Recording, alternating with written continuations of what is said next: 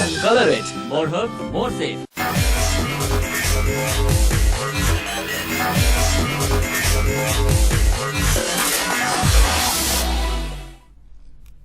నమస్తే, welcome to study time. EAMCET complete అయ్యాక ఒక మంచి ఇంజనీరింగ్ కాలేజ్ ఎలా ఎంపిక చేసుకోవాలి, ఏ బ్రాంచ్ ను ఎంపిక చేసుకుంటే మంచి భవిష్యత్తు ఉంటుంది తదితర విషయాల గురించి మనకు వివరించడానికి ప్రముఖ విద్యావేత్త, విద్యా సంస్థల నిర్వాహకులుగా 20 ఏళ్ల అనుభవం గల స్ఫూర్తి ఇంజనీరింగ్ కాలేజ్ల డైరెక్టర్ జగన్మోహన్ రెడ్డి గారు, ప్రిన్సిపల్ డాక్టర్ చంద్రమౌళి గారు, ఎంబీఏ హెచ్ఓడి కళ్యాణి గారు మనతో ఉన్నారు. ప్రిన్సిపల్ డాక్టర్ చంద్రమౌళి గారు ఉస్మానియా విశ్వవిద్యాలయంలో 36 ఏళ్లు ప్రొఫెసర్ గా, 6 national Pandit research project investigator గా చేశారు. నేషనల్, ఇంటర్నేషనల్ జర్నల్స్ లో 100కు పైగా పరిశోధన పత్రాలు ప్రచురించారు. 7 విద్యార్థులు వీరి పర్యవేక్షణలో పీహెచ్డీ పొందారు. అలాగే శ్రీమతి కళ్యాణి హెచ్ఓడి, ఎంబీఏ, ఎంఫిల్ 12 ఏళ్ల టీచింగ్ అనుభవం ఉన్న వాళ్లు మనతో ఉన్నారు. ఇంజనీరింగ్ విద్యారంగంలో నిపుణులైన వీరితో చర్చించి మరిన్ని విషయాలు తెలుసుకుందాం. సో నమస్తే అండి అందరికీ కూడా. ముందుగా జగన్మోహన్ రెడ్డి గారు మీరు చెప్పండి, రేపటి నుంచి కౌన్సిలింగ్ జరగనుంది ఇంజనీరింగ్ కి. సో ఈ పరిస్థితుల్లో పేరెంట్స్ అలాగే స్టూడెంట్స్ వాళ్ళకి కౌన్సిలింగ్ పై ఎటువంటి అవగాహన పెంచుకోవాలంటారు? మొదట టీవీపై ప్రేక్షకులకు నమస్కారం అండి. ఆల్మోస్ట్ ఆల్ లాస్ట్ 2 months నుంచి లక్షలాది మంది పేరెంట్సే కానివ్వండి, స్టూడెంట్సే కానివ్వండి, ఈ వెబ్ కౌన్సిలింగ్ గురించి వెయిట్ చేయడం జరుగుతుంది. At last government has given a notification. కాబట్టి ఇప్పుడు తల్లిదండ్రులు, స్టూడెంట్స్ ప్రత్యేకంగా వెబ్ కౌన్సిలింగ్ లో ఏ విధంగా ఈ ఆప్షన్స్ సెలెక్ట్ చేసుకోవడంలో తీసుకోవాల్సిన జాగ్రత్తల మీద ప్రత్యేక శ్రద్ధ పెట్టాల్సిన అవసరం ఉంది. మొదటగా ఈ హెల్ప్ లైన్ సెంటర్స్ ఇచ్చారండి మనకు నోటిఫికేషన్ లో, అది గవర్నమెంట్ వెబ్సైట్ లో ఉంది. ఆ హెల్ప్ లైన్ సెంటర్స్ లిస్ట్ ఒకటి చేసుకొని మనకు అందుబాటులో ఉన్న హెల్ప్ లైన్ సెంటర్స్ ఒకటి చూసుకొని, ప్లస్ ఏదైతే సర్టిఫికేట్స్ వాళ్ళు కావాలని చెప్పారో ఆ సర్టిఫికేట్స్ అన్ని రెడీ చేసుకొని, ఆ పర్టికులర్ వెరిఫికేషన్ డేట్, అంటే ప్రతి ర్యాంక్ ఒక వెరిఫికేషన్ డేట్ అని ఇచ్చారు. ఆ పర్టికులర్ వెరిఫికేషన్ డేట్ రోజు ఆ హెల్ప్ లైన్ సెంటర్కి వెళ్ళి సర్టిఫికేట్స్ వెరిఫై చేయించుకొని వాళ్ళు ఇచ్చే స్క్రాచ్ కార్డు ఒకటి భద్రంగా పెట్టుకోవాల్సి ఉంటుంది. ప్లస్ తర్వాత ఆప్షన్స్ ఇవ్వడానికి కూడా కొన్ని డేట్స్ ఇస్తారండి అకార్డింగ్ టు ర్యాంక్. అయితే సర్టిఫికేట్స్ ఇచ్చేటప్పుడు కూడా కొద్దిమంది సర్టిఫికేట్స్ లేనప్పుడు వరి అవ్వాల్సిన అవసరం లేదు, సర్టిఫికేట్స్ లేవు కాబట్టి ఆ వెరిఫికేషన్ డేట్ రోజు నేను వెళ్ళాలా లేదని. కొన్ని సర్టిఫికేట్స్ లేకపోయినా కానీ వాళ్ళు కన్సిడర్ చేస్తారండి, తర్వాత సబ్మిట్ చేసుకోవచ్చు. కాబట్టి ఆ పర్టికులర్ మీకు వెరిఫికేషన్ డేట్ ఏదైతే ఇస్తారో ఆ రోజు మీరు వెబ్సైట్ ఓపెన్ చేసి అందులో ఉన్న ఇన్స్ట్రక్షన్స్ ని స్క్రూపులస్ గా జాగ్రత్తగా ఇన్స్ట్రక్షన్స్ అన్ని చదివి, మీరు ఆల్రెడీ ముందే ప్రిపేర్ చేసి పెట్టుకున్న లిస్ట్, ఎందుకంటే అప్పుడు వెబ్సైట్ ఓపెన్ చేసి అప్పుడు ఏ కాలేజ్ సెలెక్ట్ చేసుకోవాలని కాకుండా ముందు వెబ్సైట్ ఓపెన్ చేసే ముందే మీరు ఏ కాలేజీలు చూస్ చేసుకోవాలని ఒక లిస్ట్ ముందే ప్రిపేర్ చేసుకొని, అలాంగ్ విత్ కోర్స్, ఎందుకంటే కోర్స్ చాలా ముఖ్యం కాబట్టి కోర్స్ ప్లస్ ఆ డిస్ట్రిక్ట్ ఏ డిస్ట్రిక్ట్ అది ఉందన్నది. ఎందుకంటే చాలా వరకు కోర్స్ చాలా కాలేజెస్ సిమిలర్ గా ఉంటాయి. అలాంటి కన్ఫ్యూజన్ ఉండకూడదు అంటే ముందే మనం ఒక లిస్ట్ ప్రిపేర్ చేసుకుంటే మనకు పొరపాట్లు చేసే అవకాశాలు తగ్గిపోతుంది. ఆ లిస్ట్ ప్రిపేర్ చేసుకొని మనకు వెబ్సైట్ లో ఆప్షన్స్ ఎంటర్ చేసిన తర్వాత మనం కరెక్ట్ ఆర్డర్ లో చేసామా లేదా, అంటే రేపు పొరపాటు జరగకూడదు అనుకుంటే దాని ప్రింట్అవుట్ కూడా ఇమీడియట్ గా తీసుకోవాలి మనం. సో దట్ తర్వాత మనకు చెక్ చేసుకోవడానికి అవకాశం ఉంటుంది.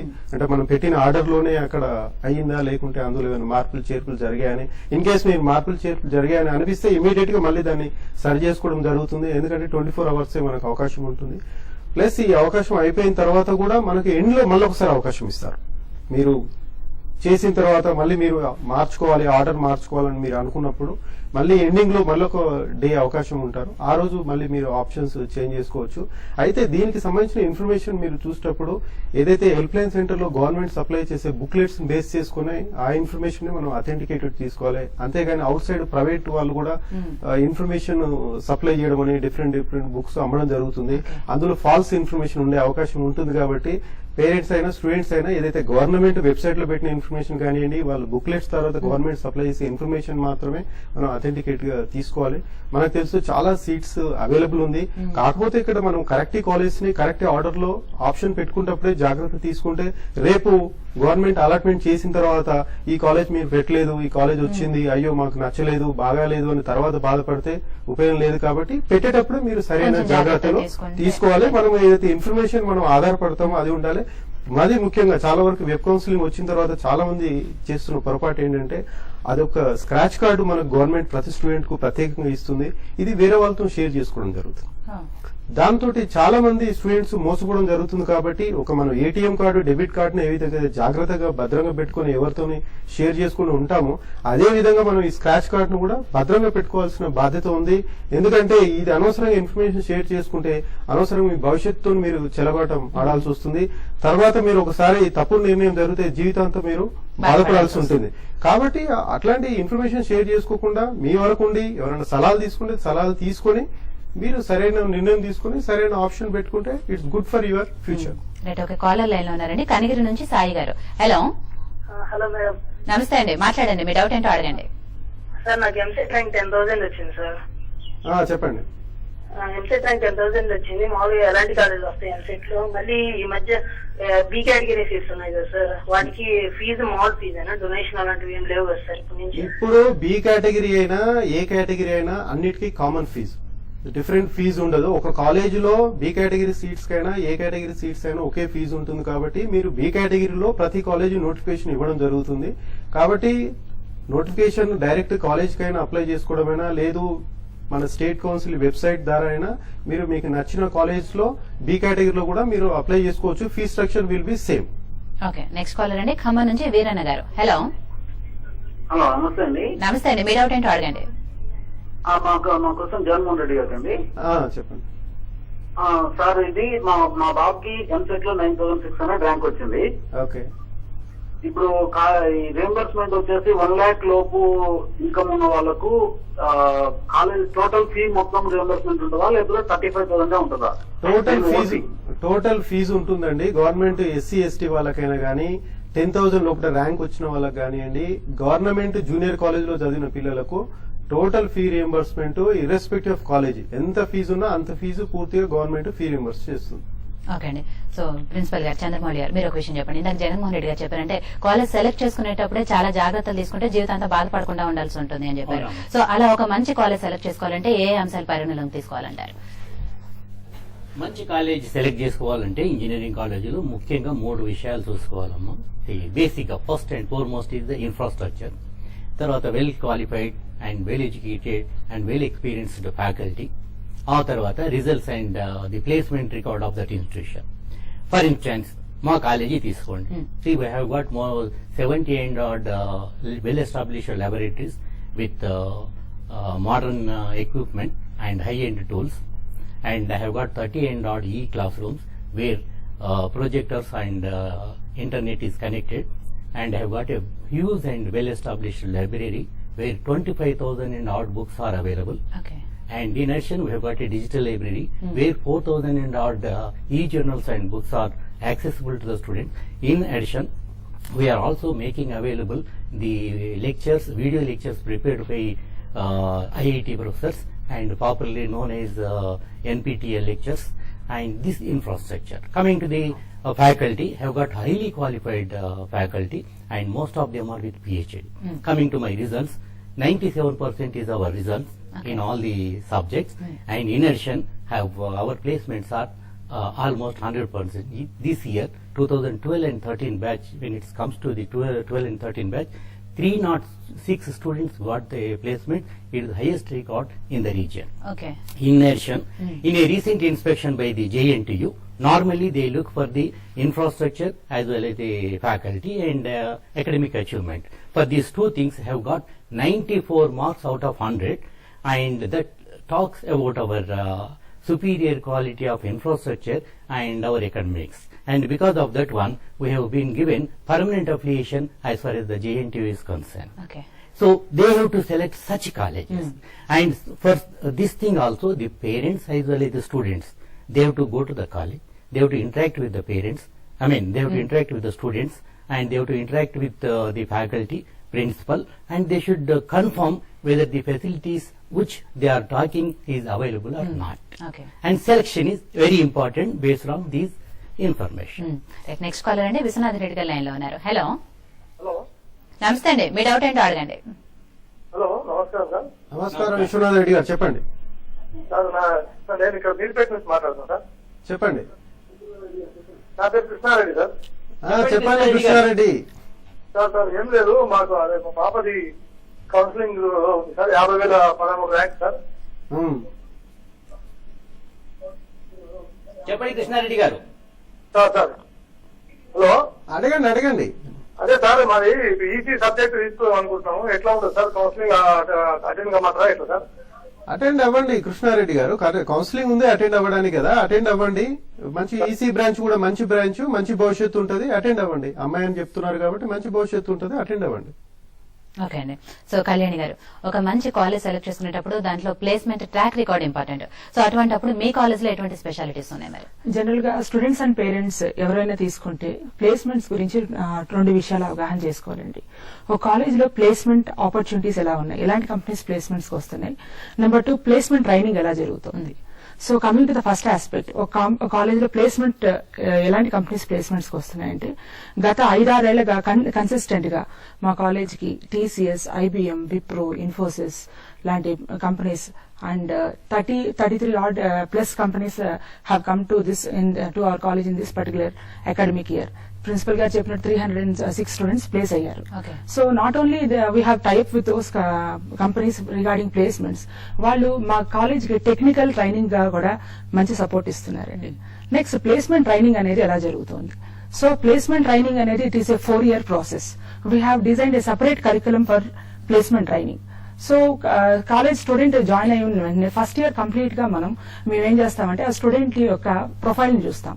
whether he belongs to Telugu medium background or rural background, or what is his communication skill level, or what is his attitude or behavior part, ఇవన్నీ అసెస్ చేసుకుంటాం.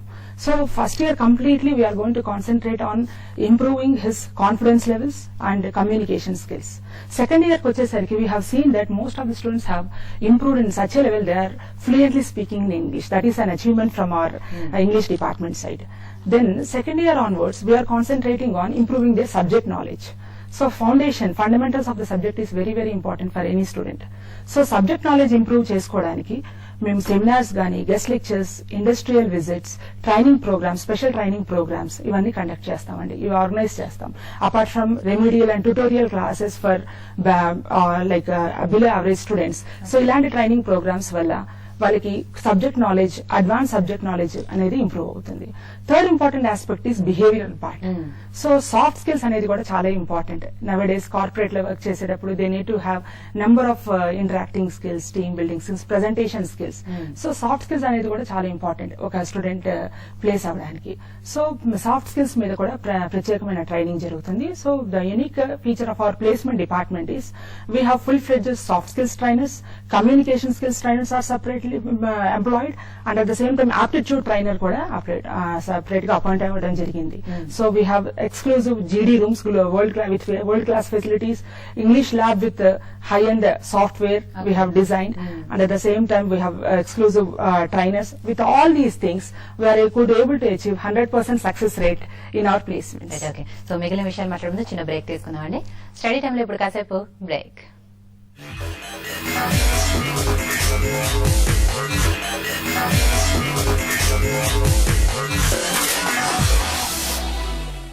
ఇలాగే మేము ఇదే మా వే ఆఫ్ లైఫ్. మన సుజుకి ఇది మన వే ఆఫ్ లైఫ్. ఇది మన సుజుకి ఇది మన వే ఆఫ్ లైఫ్.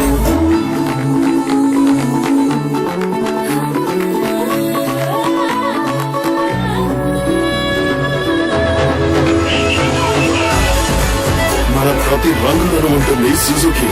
మన సుజుకి మన వే ఆఫ్ లైఫ్. మీ దగ్గర ఉంది కదా.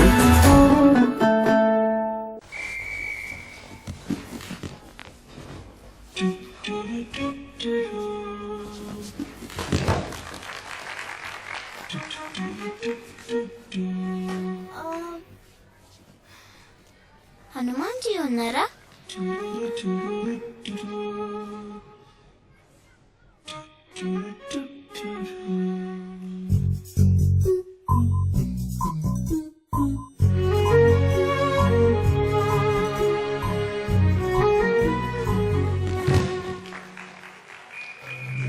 ఇప్పుడు వీడియోస్ చూడండి కేవలం ₹1. వెంటనే 56789 కి కాల్ చేయండి. Videos for ₹1. Friendship free.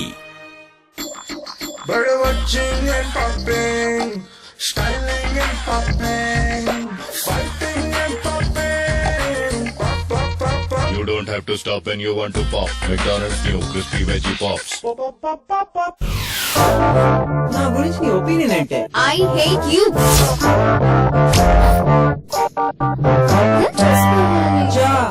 నిన్నెంత బలుపుతో మాట్లాడావే, ఇప్పుడు వచ్చి బతిమాలుతున్నావా?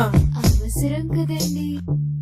నేను చూసి ఏ ఎదవా ఇంప్రెస్ అవ్వడు. ఎందుకు? నాకేం తక్కువ? వాస్తు ప్రకారం ఒళ్ళుంటే సరిపోతే. బ్యాక్ సీట్ లో గర్ల్ ఫ్రెండ్ అది. ప్రేమ పబ్లిసిటీ అవసరం లేదా? యూత్ అంతా అదే పనిలో ఉన్నారు. సూర్యుడు కడవైతే వర్షము శాపం, కర్రని తిప్పిను కింద మీద చెయ్యి, ఎండ వేపువైతే వాన కక్కర, తీయటి కత్తెల కర్రలో వచ్చే.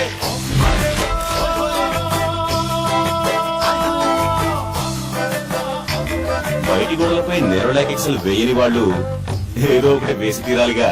మరి ఎక్సెల్ వేసిన వారి వాళ్ళకైతే పెయింట్ మాత్రమే చాలు. కాన్సాయ్ వారి జపనీస్ టెక్నాలజీతో తయారైన XL. German technology, robotic quality control, tamper-proof packing, Bharti Cement, 3 times better.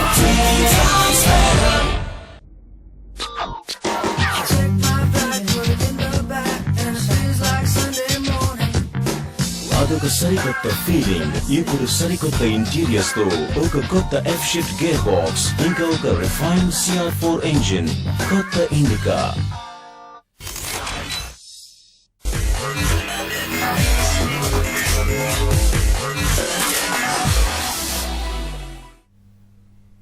Welcome back.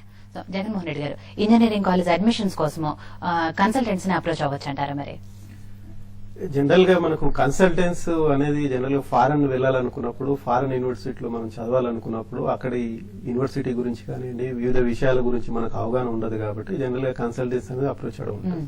వేరేజ్ మనం విత్ ఇన్ స్టేట్ లో మనం కాలేజీలో జాయిన్ అవ్వాలనుకుంటున్నప్పుడు ఈ కన్సల్టెన్స్ రూల్ అనేది ఉండదండి. ఎందుకని చెప్తున్నానంటే, కన్సల్టెన్స్ అంటే వీళ్ళు రిజిస్టర్డ్ కాదు, ఏదో గవర్నమెంట్ లైసెన్స్డ్ కాదు. కొంతమంది ఇండివిజువల్స్, ఒక ఇండివిజువల్ కన్సల్టెంట్ అనే పేరుతో చెప్పుకొని పిల్లలకు డిఫరెంట్ ఇన్ఫర్మేషన్ ఇస్తూ చాలా వరకు వాళ్ళకు ఈ పిల్లల వాడి మంచి గురించి, భవిష్యత్తు గురించి వాళ్ళకి ఏం ఆలోచన ఉంటుందండి. జనరల్ కన్సల్టెంట్ ఏం చెప్తాడు, ఏ కాలేజ్ అయితే ఎక్కువ కమిషన్ ఇస్తుందో, అంటే డబ్బుల స్వార్థ గురించి ఫాల్స్ ఇన్ఫర్మేషన్ చేసి అనవసరంగా పిల్లల్ని ప్రలోభ పెట్టేసి ఈ పలానా కాలేజీలో జాయిన్ అవ్వు బాగుంటుంది, నీకు ఇది ఫ్రీ వస్తుంది, ఫ్రీ హాస్టల్ ఉంటుంది, ఫ్రీ ట్రాన్స్పోర్టేషన్ ఉంటుంది అని చెప్పేసి మాయమాటలతోటి ప్రలోభ పెట్టడానికి అవకాశం ఎక్కువ ఉంటుంది. కాబట్టి గవర్నమెంట్ మనకి ఇంత మంచి అవకాశం ప్రతి స్టూడెంట్ కి వచ్చింది, ఎస్పెషల్లీ మన రాష్ట్రంలో ఫీ రింబర్స్మెంట్ స్కీమ్ ద్వారా. కాబట్టి ఒక చదువు అనేది మనం మార్కెట్ లో మనం అంటే ఒక కొనే వస్తువు కాదండి. ఎందుకంటే ఈ రోజు వస్తువు కొన్నాము, నచ్చలేదు, రేపు పాడేసి ఇంకో వస్తువు నేను తీసుకుంటా అని. చదువు అనేది మన భవిష్యత్తుకు సంబంధించిన విషయం కాబట్టి ఈ రోజు మీరు తీసుకునే నిర్ణయము మీ భవిష్యత్తు నిర్ణయిస్తుంది.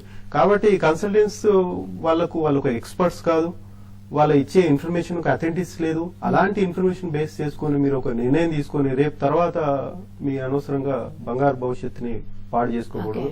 ప్లస్ వాళ్ళు ఇచ్చే బుక్స్ అంటే ఏదో బుక్స్ ఇచ్చేసి మేము ఇది కలెక్ట్ చేసామని చాలా వరకు చీటింగ్ జరుగుతుంది. చాలా కేసెస్ లో మనము లాస్ట్ ఇయర్ 2-3 years లో వింటున్నాం పేపర్ లో, మనకు పలానా వాళ్ళు చెప్పారు, అందుకోసం మేము తీసుకున్నాము, వెళ్తే అక్కడ కాలేజీలో ఎలాంటి సదుపాయాలు లేదు, ఆ కాలేజీ గురించి అంటే వాళ్ళు ఇచ్చిన ఇన్ఫర్మేషన్ అంతా రాంగ్ ఉందని తర్వాత బాధపడడం అనేది జరుగుతుంది.